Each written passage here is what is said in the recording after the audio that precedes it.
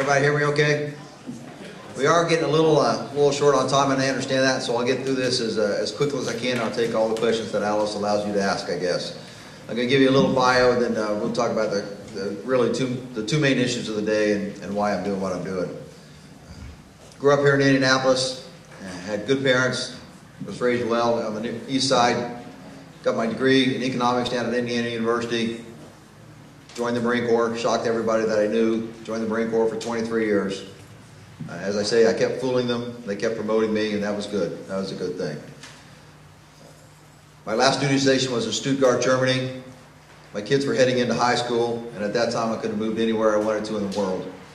But I wanted my kids to call Indianapolis their hometown because that's what I love to do. Every time I came home on leave, just crossing into the state was a warm feeling, and I mean that sincerely. And my kids do call Indianapolis their hometown. They're now down in Bloomington right now. But I love this city very much. Please understand that. But I think our city is heading in the wrong direction. I think there's a lot of indicators to say that. And that's why I'm doing what I'm doing. Early on in this campaign, people asked me, Greg, why would you want to do that? And the reason is because I feel so strongly about it. I don't need to run for mayor. I used to say that. And people said, no, that's not what I want to hear. What you want to hear is you feel compelled to run for mayor. Well, both those are accurate. I do feel compelled to run for mayor. I think I got a particular skill set that we can bring to the city. Now let's get to the two main issues of the day. I won't waste a lot of time. I'll get to exactly where I stand and what I want to do. Property taxes and crime. I've been very vocal and upfront that I am for the elimination of property taxes in the state of Indiana. There's been no doubt about that. People say it can't be done. Maybe, maybe not. I do know there are plans out there that will get that done to cover the revenue. But I don't care what anybody else has said to you tonight. Property taxes are a local spending issue. Plain and simple. That's how it's based. That's how property taxes are based. Please understand that. And I'll give you some examples, things that we can do. Some of you know who Phil Borst is. If you ever watch city county council meetings, you know who Phil Borst is. Everywhere he goes, he carries something in his pocket, 37 potential savings. Things like combining the HR departments. Things like hard checks as opposed to electronic fund transfers. I can go on and on and on. The cars. Kurt Weber said a wonderful thing tonight. Why did it take 6 or 7 years to get there? Doesn't make any sense to me. But let me give you the number that really shocks me. Line item 390 in the proposed 2008 budget. Other services and charges. $68 million. $68 million. And I believe the phrase was, that's the best we can do.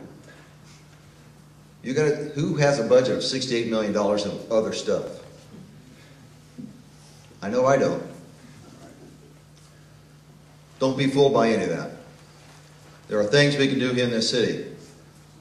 We had a mini property tax crisis in 2003, and what happened after that here in Marion County? Nothing. Nothing.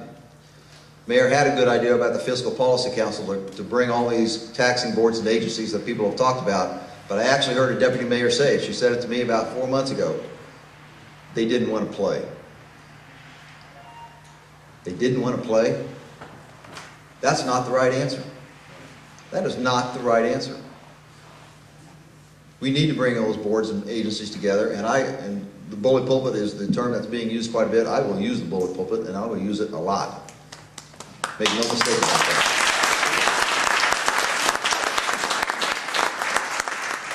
Because that's where a lot of your property taxes are going. This library board started an article a few months ago on the library board and the fiasco, and one of the board members was quoted as saying, I can't believe I can raise taxes.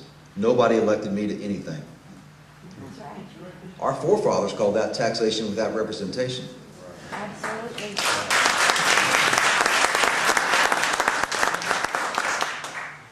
And I vow to you, I will work as hard as I can to restructure government so that anybody who can affect your taxes, you can vote them out at the voting booth. You need to have accountability directly, not once or twice removed, directly at the voting booth on anybody who can affect your taxes. And that's what I will work toward, restructuring the government so that happens. You have my word on that. Those are things that can be done. Please, there's a lot of, when they say it's all complex, it's complex sometimes at the execution level, but conceptually, it's not that difficult. It just isn't. This is a local spending issue. Make no mistake about it.